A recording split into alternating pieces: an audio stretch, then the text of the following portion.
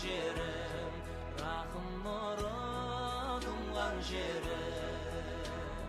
Ay uşkolarım tal besegim, yüreğimde mengesim. O jerde tarih sarıdan sabırıma tulparılan döbürü var. Bu jerde Jambul Şakem ölen aytkan, yerden akındıktan doğru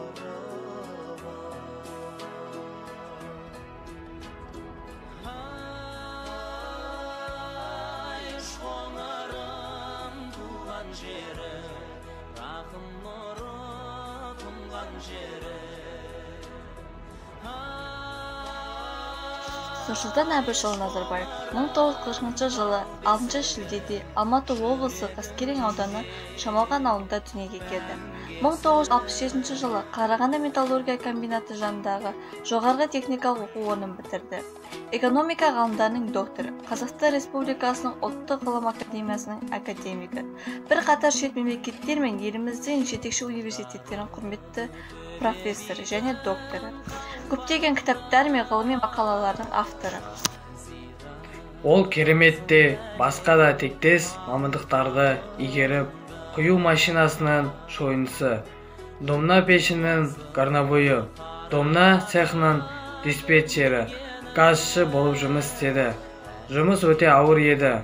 Кейбіреулер алапат ыстық пен қиындықта шыдай алмай есінен танып, мұрындарынан қан саулап жататын. Көптеген жастар осыған төзе алмай кетіп қалды. Бірақ Назарбаев олардың қатарынан емес еді. Ол бәрінен шыдауға ант берді. Және шыдай біліп жұмысты дөңгелетіп әкетті.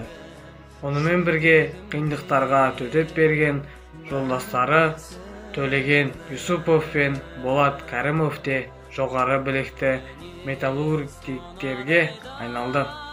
Теміртаудан оралғаннан кейін Нұрсұлтан Назарбаевтың жалынды өмір кезеңі басталды. 1960 жылы 3 шілдеде Қазақстан мен Орта Азиядағы алғашқы және бірден-бір домна пеш іске қосылды. Бұл Қазақстан магниткасының Қарағанды металлургия зауытының өмірге келген күні болып есептеледі. Қазақстанның алғашқы шойынын қорғауға тәжірибелі шеберлермен бірге жас металлург Назарбаев та қатысқан еді. Бақытты жас отбасы тез жетіліп өсіп келе жатыр. Шаңырақтарында 3 қыз Дариға, Динара және Әлия дүниеге келді. Нұрсұлтан Әбішұлы Назарбаев Қарағанды политехникалық институтында 3 жыл оқып, одан соң Теміртауда Қарағанды металлургия зауыты жанынан қайта құрылған завод завод ауыстырылды. Оның инженер-металлург дипломын бітіріп шықты. Оның ізінше зайыбы Сара Абысқызы Назарбаева 1967 жылы Қамет жанынан завод ықтисасында бітіріп экономист дипломын алды. Жылдары техникалық жоғары оқу орындарын оқу өндірістік еңбекпен үйлестірілген сынақ тәжірибелі өткізілетін. Бұл болашақ мамандықтың практикалық жағын игеруге септігін тигізді.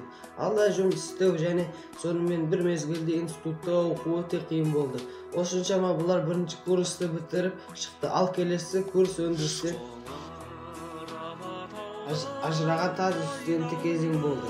Нағыз студенттік өмірдің барлық қажет атрибуттар, сынақтар, сессиялар, зертханалық жұмыстар еді.